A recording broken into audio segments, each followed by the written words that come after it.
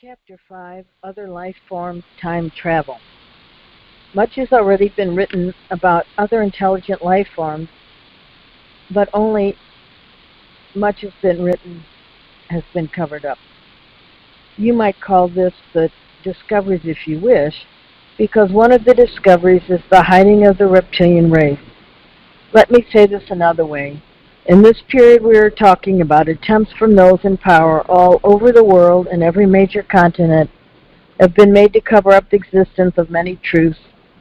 The existence of reptilians is merely one example.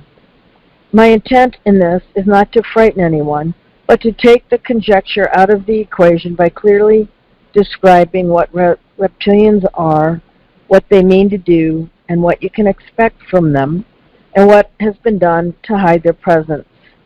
By and large, there are a few examples of which I am a literal guide.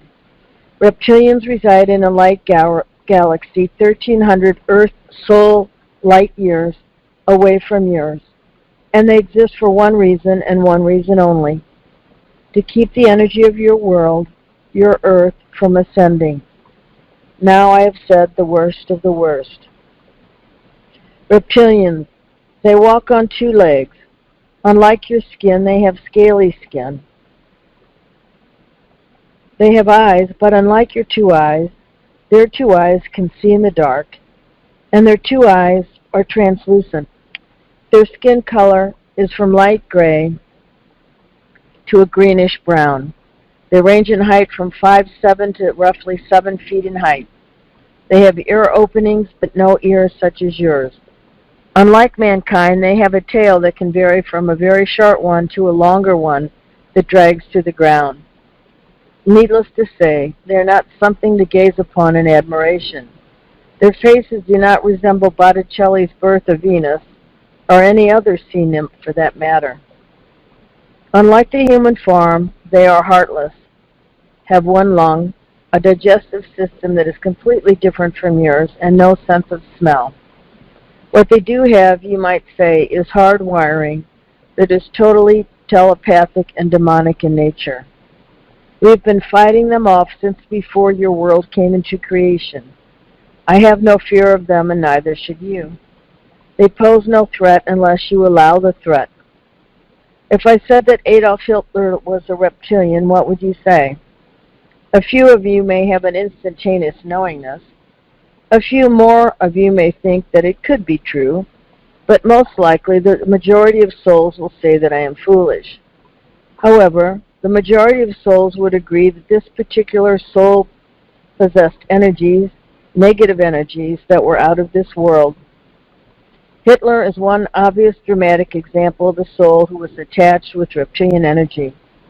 Generally, this has been hidden from mankind's awareness, but one day it will be discovered and fully revealed. If I enlightened you to the fact that there was a book secretly kept by those in high order that listed all of these souls, these evil souls that have been identified as reptilians, you may be astounded. But nevertheless, it is the truth. The whereabouts of the book remains a mystery, as it is in constant motion from place to place from guard to guard to prevent discovery. Nevertheless, one day in the nearest future, the book and the wisdom in it will be discovered.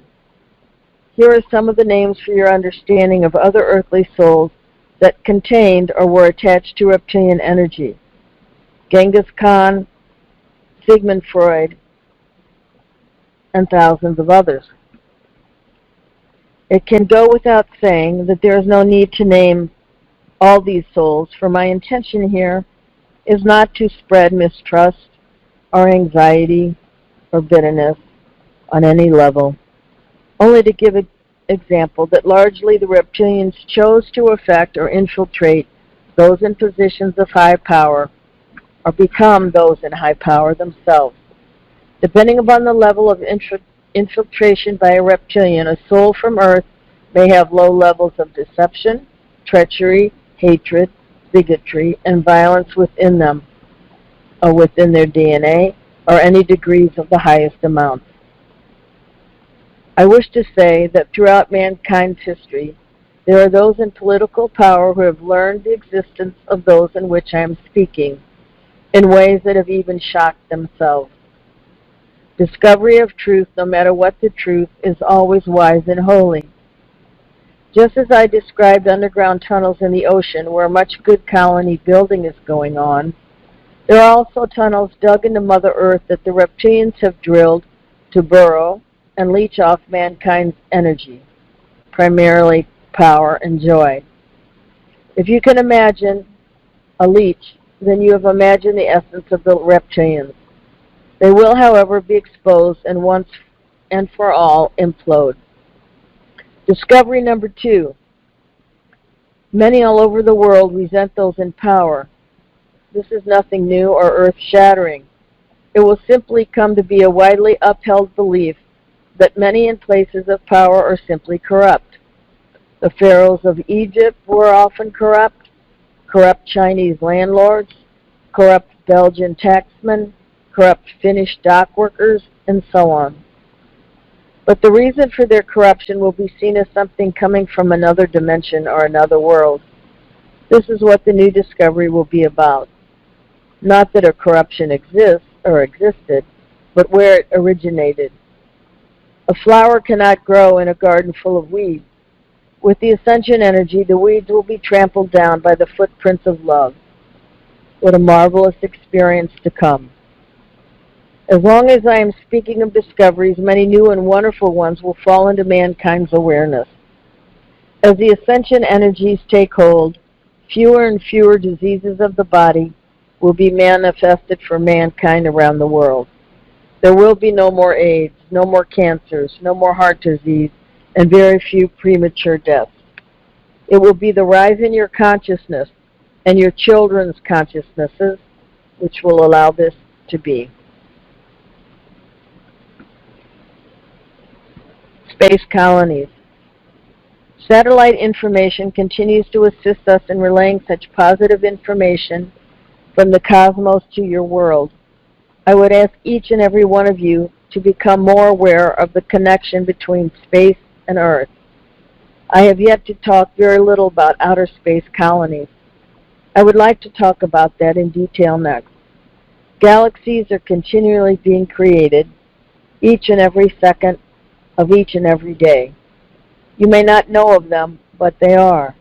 Some die off, and some don't last, and others grow in size and influence until they are recognized. Because your world is spinning at a faster velocity now than at any other time in your history, the ability or ease for these colonies to develop will be intensified. It is likely and hopeful that your children and your children's children will be commuting to distant galaxies, new colonies. This will be so. The colonies will be created through the higher intelligence, which is being absorbed by those in your world already. Those who have ascended to a place with little fear or no fear will make the first journeys. The colonies might be seen as satellite space stations, but I prefer to call them colonies because they will be more like colonies in the sense that they are environments and less like robots. This will be true for all over your world, understanding again that when the divine mind creates in tandem, light, dark, man, woman, left, right, yin, yang, colony on the right hemisphere, colony on the left hemisphere. This is how it will be. I'm asking each of you to remove from any thinking that only the Japanese will have space colonies. This is simply untrue. Space colonies will be popping up like flowers in the global garden. For what purpose, you may be asking? For the purpose to continue spreading light and love to other galaxies. I have already taught that there is more than one galaxy, so it will be desirous to do this, not a have to, but a want to. It'll be a want to create these colonies. This is not 500 years into the future truth. Will these colonies built tomorrow? Probably not. However, I said probably not. Will they be built in the next 100 years? Most likely so. The space between the galaxies will diminish. Why is this so? One answer: for oneness, for complete oneness.